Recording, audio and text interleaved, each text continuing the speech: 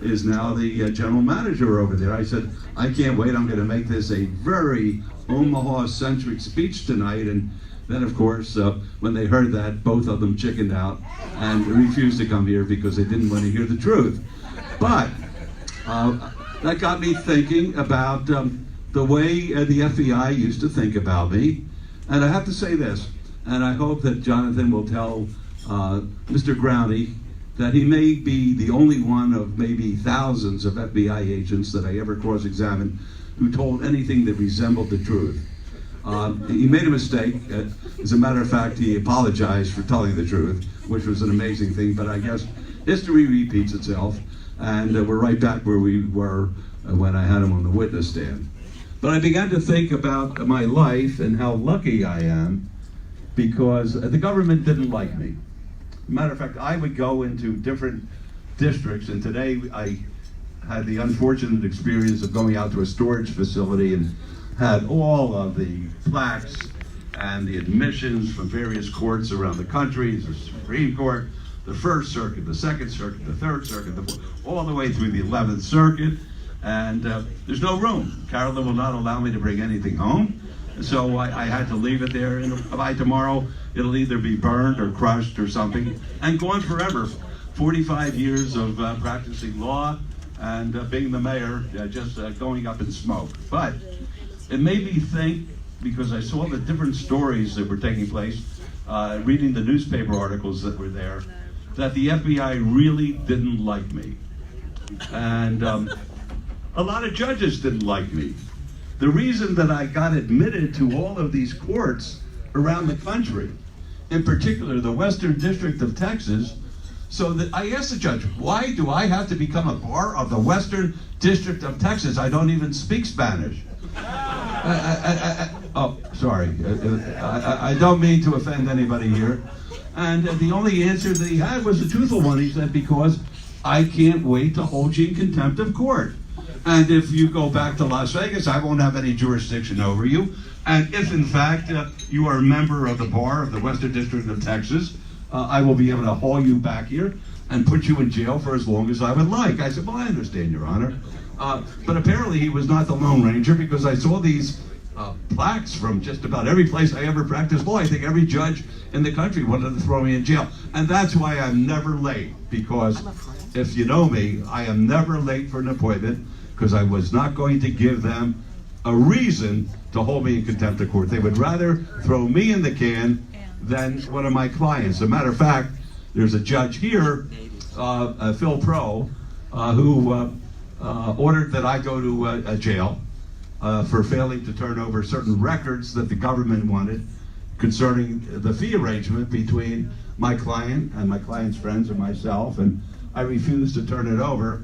And we had a hearing, and Carolyn came down, my children came down, and a whole bar association was out there, and they had bullhorns, and they said, Pro, let the O go. And he didn't let me go, which was amazing. He found me in contempt of court, and I knew that I did not have the law on my side. I had, in my opinion, the attorney-client privilege on my side, but the courts really didn't hold in favor of an attorney turning over anything that had to do with a client other than the communication. The attorney did not have to turn that through, but any paperwork, records, and the like. And he ordered me to jail. And now it's an amazing thing when a judge orders you to jail. I don't know whether, has anybody here been ordered to jail by a judge? Okay, well, you're missing something. Oh, there is. Who is that? Who raised their hand? Justin? That's the reason that you have this second job. That's part of the rehabilitation program. Don't worry, we won't tell anybody though. So Pro says, I order you to jail. And I said, well, Your Honor, what does that mean? He said, I want you incarcerated. Marshal, take him in. I said, well, I have the right to appeal. And the U.S. attorney, her name was Jane Shoemaker, a real piece of trash. This is a real piece of work. I don't know whether there was ever a Mr. Shoemaker, but if there was, this guy was punished. I mean, he wasn't in purgatory. This guy was living in hell. She said, we want Mr. Goodman, listen to this, remanded forthwith. I said, forthwith? What does forthwith mean? I mean, here's a woman that I was up against just about every single day, and she wanted me remanded forthwith. He said, right now, Mr. Goodman. I said, Your Honor, I'd like to take it up to the circuit. He said, okay, when you come back and they rule against you, bring your toothbrush, because you are going to jail until you turn over these records. So it was great. I did have some friends. They weren't with the FBI, but the jail that housed federal prisoners here was in North Las Vegas. And I got a phone call from the jailer, and he said, Oscar, come over here. We want to show you where you'll be staying. Where you'll be staying when the judge finally sends you here. It wasn't bad. I mean, if I didn't have a good marriage, I would like to go there. No, really, they had a TV. Good food. As a matter of fact, the prisoners in North Las Vegas cooked food for the North Las Vegas City Council, and that's why they're so screwed up. But that's another day, another era. And I came back, and this was the best. The prosecutor who wanted me jailed forthwith got up and she said to the judge, jail doesn't scare Mr. Goodman. Little did she know, what is it, the gallbladder that produces bile? Okay, the bile was in my throat, okay? I was not looking forward to going to jail, but she says, but Mr. Goodman's pocketbook that has a great effect on him.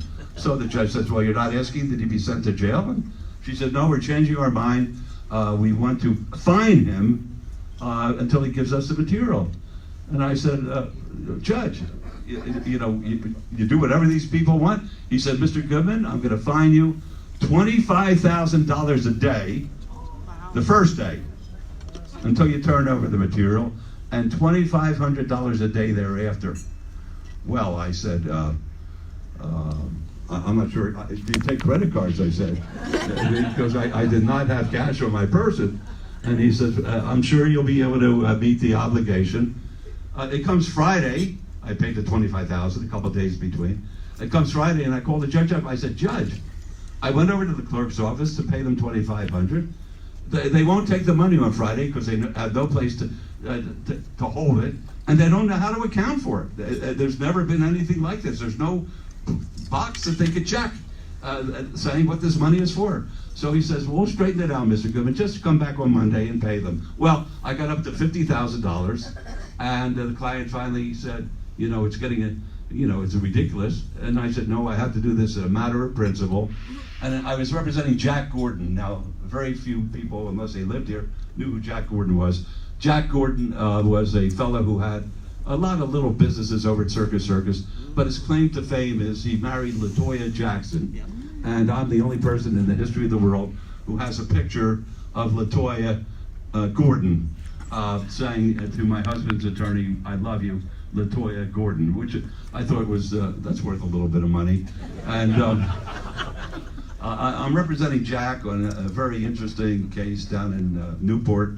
And I went down there, and there was a convention of strike force attorneys, Justice Department attorneys. I have no idea why I'm telling you this story. This is not anything that I thought about all day long. But they're there, and they said, I went in, and I knew them all because they were all trying to put me in jail. And I said, hi, fellas. They said, we got you now. I said, what do you have? They said, we're going to the grand jury, and we're going to indict you for criminal contempt. Well, that's a lot different than civil contempt. Civil contempt is just a fine, just money. Criminal contempt would have cost me my ticket if I was ever found guilty of that. And knowing the way some judges felt about me, I could have gone away a long time. So I went back to my client, and he said, okay, give them what they want.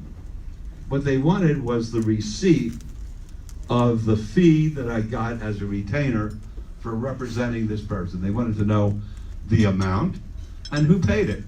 Well, I was smarter in those days than perhaps I should have been, but every receipt in my law office was anonymous. They had no idea who paid it, and the amount which they had. And when I gave that to them, they went back and they said, Judge, he didn't give us what we asked for. And the judge said, yeah, he gave you what you asked for, you dummies, and this is what you deserve. Case dismissed. So I never had the opportunity, unfortunately, of spending a night in the North Las Vegas jail and eating their food. So why am I telling you the story? I have no idea, but I'm going to tell you this. That's the way people looked at me, FBI agents, judges. that I was some kind of an obstructor because I represented unpopular people and unpopular causes, and they didn't like that because I made their life difficult. I did not cut my clients out. I didn't make deals. My clients often were given a choice to, you want the electric chair or the gas chamber, and they said to me, we did not pay you a lot of money for that choice. We paid you a lot of money to go to trial. So I went to trial on these cases, and I took up jury time, big deal. I took up judges' time. I made prosecutors work. Not all prosecutors. Steve Wilson never worked on a Sunday in his life. I'm telling you the truth. I'm not making these things up. I'll probably get sued by Hizzoner for libel. No, that would be slander. I did not put it in writing. But I love trying cases against him because he was playing golf or something and I was working, and it's nice going into court on Monday morning. But that's besides the point. So that's the kind of practice that I had. And now we're coming to the quiz portion because there's a whole, there's a whole table over there. There are a couple wonderful things that have happened in the downtown. For instance, this coming Saturday over at the Mob Museum, they're having an all-day symposium from 7 in the morning to 5 in the afternoon with the guys like John Smith and all the old writers, journalists, non-candid FBI agents, and it'll be a big day, and I'm going to be the keynote speaker at the lunch there. It's going to be very, very cool. And I was thinking, I don't know why I'm telling you about this either, but the Mob Museum is great. The Ruvo Brain Institute is unbelievable. The Smith Center of Performing Arts is just phenomenal. And then we have, of course, the Neon Museum that was and these folks are all associated with. It was screwed up in the beginning because people wouldn't do the right thing. I'm right. They wouldn't do the right thing. They had to play games. So. But finally, the city came to their rescue. So I'm going to ask you a question that often evokes a chuckle from the person who hears the question and hears the statement. I'm going to ask you, where did the first thing we do is kill all the lawyers come from? And it's that table of all these erudite, brilliant geniuses. There's not one person there who knows anything about it. No, not there. I'm talking about all these smart people from the Neon Museum. Look at them all. It's like a quiz show. It's like that guy on Jeopardy. Shakespeare. Say it again? Shakespeare. Well, that's part of it. From which you could say Shakespeare to anything. Whoever, Richard. There's a moron. Who said Richard? You pick enough names, you're going to be right, but Richard is not one of them. You don't know. That's why the Neon Museum will never be a great success. Does anybody here? Yes, in the back there. Tale of Two Cities.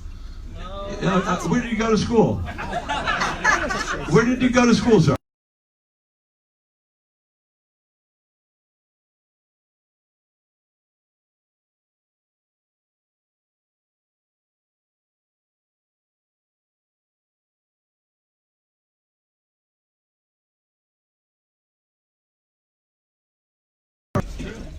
Go for it. No, I use the internet, so it's not. Oh, no!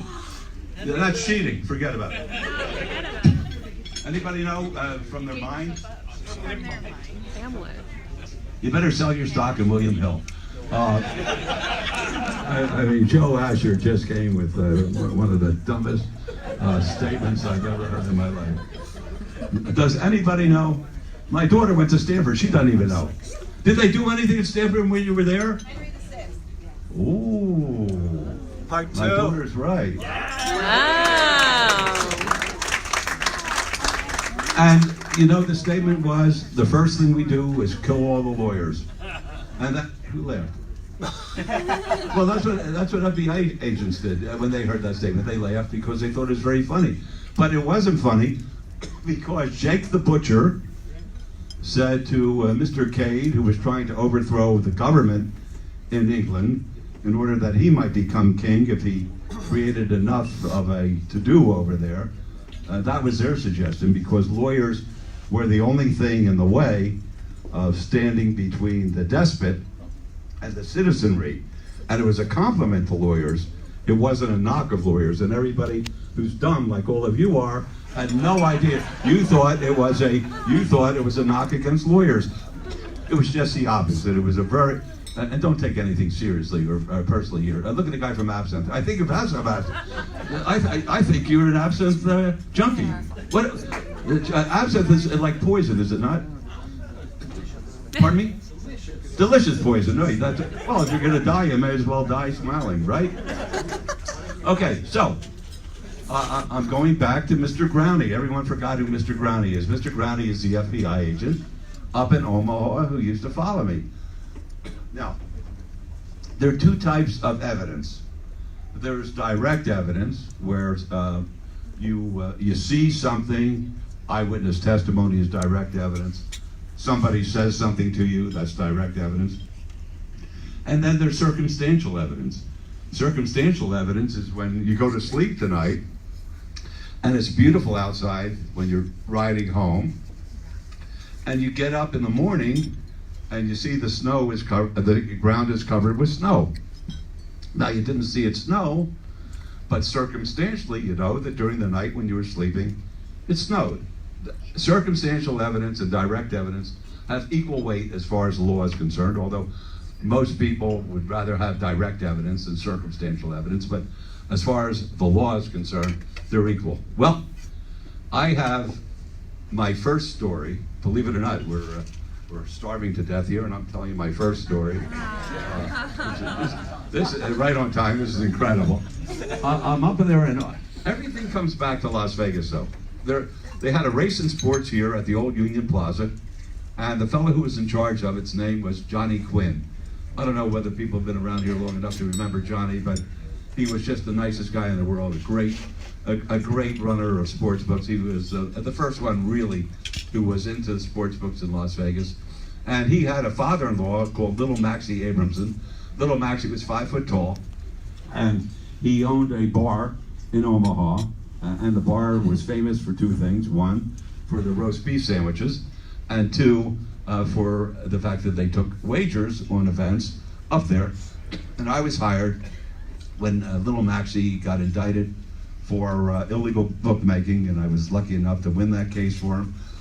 And then other people in the Omaha area would hire me, and one of them, two of them, Clarence and Helen Mattia, husband and wife, were charged with illegal gambling under the federal statute, which required the government to prove that 5 or more people over a period of 30 days were grossing more than $2,000 in any one day violated the law of a state or a political subdivision of a state, and they were guilty of a federal gambling offense, even if the violation was a misdemeanor.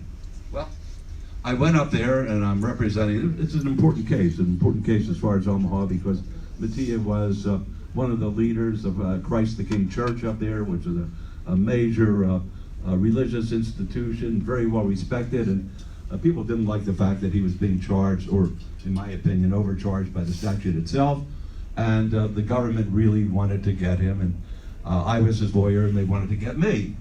And Growney, who was the FBI agent that I was telling you about, he was assigned to following me. Well, let me tell you what happens. We're in court all day long, and at the end of the day, I said to my co-counsel, who was representing one of the other defendants, as I say, it took 5 or more, so there were at least 5 lawyers at the table. I said, Art, let's meet for dinner, but before we go to dinner, I got to do a research because a legal issue is coming up tomorrow, and I'm going to go over to the Creighton Law Library, which was about 5 or 6 blocks away from the federal courthouse. And Art said, fine, give me a call when we should meet over at Garot's. If anybody's from Omaha, they know that Garot's is a great steakhouse, not as good as this steakhouse. They did not have beef, booze, and broads up there. They just had a lot of beef and very good onion rings. But it was a great restaurant. And I had no idea that I'm being followed, but they had the FBI following me. And this is what they saw. They saw me leaving the federal courthouse, going to the law library, spending about an hour and a half there doing my research, leaving there, sort of scratching my head, you know, it's pretty late. I don't know whether I should go to Garot's and call Art to meet him there, or whether I'll go back to the hotel and have a drink at the bar, a couple pretzels, and hit the sack and go to court the next day. And I went to a payphone, which the FBI agent was following me, and you know, anybody who's using a payphone is suspect of making a phone call. And I called Art and I said, Art, you know, I'm so tired. We had a tough day in court. Did my research. How about we'll skip Garot's and I'll meet you in court at 8 o'clock tomorrow morning. Well, circumstantial evidence. They think that I'm a bad fella, representing bad fellas. Let's kill the lawyer first. They could not wait for me to go to Garot's, because at 10 o'clock that night at Garot's, a bribe attempt went down from one of the defendants to one of the jurors in the case. And had I been there, Carolyn Goodman would be visiting me probably in Leavenworth or Terre Haute or probably Florence, where there's a 23-and-a-half-hour day lockdown. I'm not sure. But that would have been circumstantial evidence. And I get a phone call at midnight from the judge. Wakes me up. Yes, Your Honor. I had no idea. He said, your client's been arrested. The other defendants have been arrested. We'll have them all in court tomorrow morning. Arrested for what? A bribery attempt on one of the jurors. And I said, you got to be kidding, Judge. He said, I'm not kidding, Mr. Goodman. I'll see you in court tomorrow morning. Had I been there, it would have been 5 defendants and Goodman. I could just see the headlines in the stinking Las Vegas Review-Journal, which was as bad then as it is now, which is amazing. The only difference is now it's owned by a guy who lives with conflicts of interest every single day. Oh, yeah, don't say, oh, he looks like a gerbil. This guy, he's a joke. And the writer, I gotta get this in tonight too, as long as I have a friendly audience. My wife is called up, they always call up the mayor, which is good because the mayor's smart. They call her up and want her to comment on the Rossi Rollencotter situation. And Carolyn is smarter than most people, and she says, look, she says, what did you say, sweetheart? She says something to the effect is to we'll let the process take its course, and the truth will come out. And I had no idea, as a board member of the Convention Authority, that Mr. Rollencotter was under any kind of a cloud. No acts of criminality were ever told to us. And as far as I'm concerned, he was a great representative for the Convention Authority, brought in tons of business, and was the quintessential ambassador for Las Vegas. A perfect statement. Last week, this moron, this Jeff Gehrman, I don't harbor much ill will against Germans, but he was never Jeff German. He was Jeff Gehrman, this piece of trash, this moron, this phony. He writes a whole story and he leaves out Carolyn's statement, the part that says, and we were given no information as a board member as to any acts of criminality. And the whole thrust of the story is that the members of the Convention Authority Board have abrogated their duties and responsibilities because they didn't do anything about the acts of criminality. He never said that. And as far as I'm concerned, there is fake news, and the biggest faker of all is the Review-Journal. And if I subscribe to them, I would cancel the subscription. But I do not subscribe. They just send it to us to aggravate me every morning, and we don't even pay for it. It's unbelievable. It's just unbelievable. Thank you. This is the first time I'm drinking water in 40 years.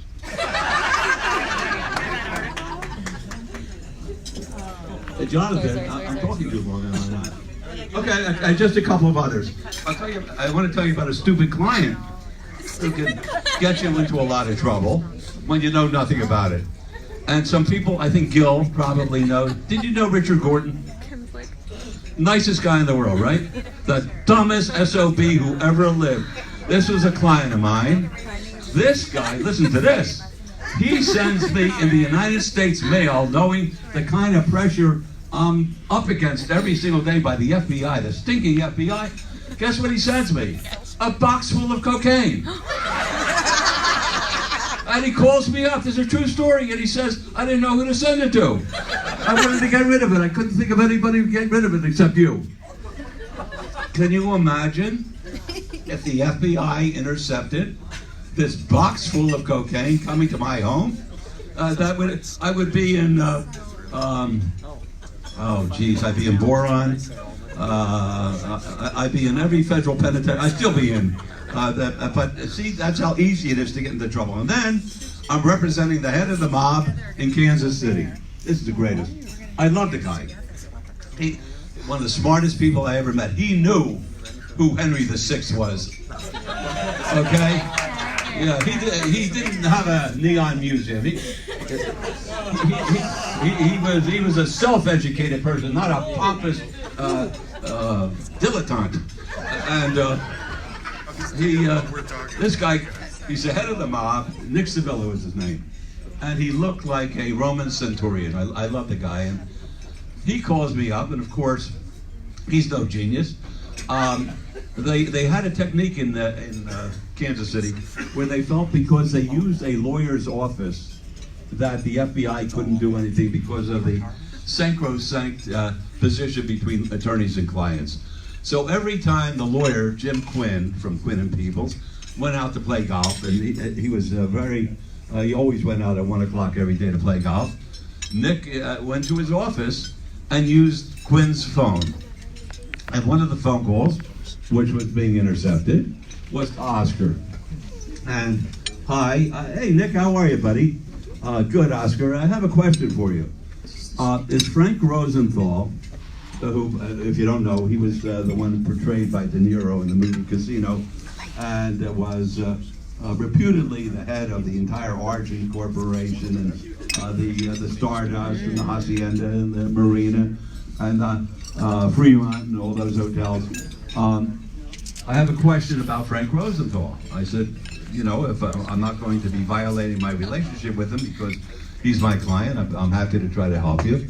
And Nick was my client, and we had a very nice relationship. He said, is he a rat or is he crazy? So I'll tell you this, I said, Nick, he's not a rat because I don't represent rats, so I'll let you draw your conclusion. I'm in a federal trial where Nick is being tried. Gary Hart, an FBI, I can't forget anything, sweetheart. The gin has made my brain the greatest brain in the history of the world. I've got the biggest brains. The gin makes my brains, I can't forget a damn thing. Gary Hart, the FBI agent's on the stand, and I'm asking him questions, and he says, you know, Mr. Goodman, that if you said that Rosenthal was a rat, that was issuing his death warrant. I said, I control. Well, you're the consigliere, aren't you? He says in front of the jury. I moved for a mistrial. Denied. But we got an acquittal anyhow, which was good. But that's the way they thought of me. They thought that I was calling all the shots. Tony Spilaccio never asked me whether he could kill anybody. I mean, but you talk to an FBI agent, they say that, you know, every time, well, they always say that Tony killed 27 people. He never spent one day in jail. They said I had to give permission, which is just incredible. But that's the way it was in those days. Now I have two more stories before I'm going to enjoy my meal. The judge in the Shagra case, I talked to you about Jimmy Shagra, who was the giant drug smuggling, gambling guy in Las Vegas, and I represent him on the assassination of the federal judge down in Texas, where Woody Harrelson's father was a supposed hitman. And the judge there made me become a member of the Western District of Texas Bar, so he could hold me in contempt. He made no bones about that. He gets a phone call from Norman Carlson, who's the head of the Bureau of Prisons, And Carlson wants to know what's happening down in San Antonio. This guy is nuts. The judge says, who's nuts? He said, this lawyer Goodman. He subpoenaed the 10 worst murderers out of the federal penitentiaries to be held in the jail down there and testify in his case on behalf of Chagrin. There's not a jail in the world that could hold these 10 guys. You got to do something about it. Well, I had subpoenaed. That's the only right I had. It was to subpoena people. And our defense was that the braggadocio of Chagrin was such that he was trying to tell everybody in the prison that he had something to do with the judge's assassination in order to be a big shot, because when you're in a federal prison, I guess it's a badge of honor to kill a federal judge. I don't know, but I wanted these people to testify to that.